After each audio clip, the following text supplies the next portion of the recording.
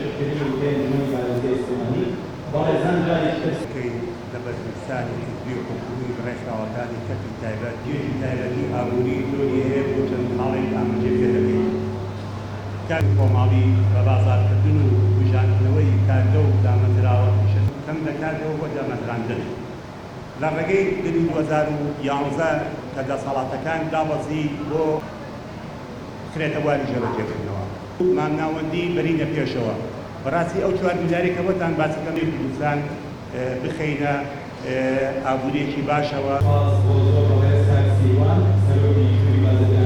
السوداني وعلم بريبري كومباني صحة الزاميلي فليتعاون. شكرا أن نكون معكم في هذا المحفل الاقتصادي الكبير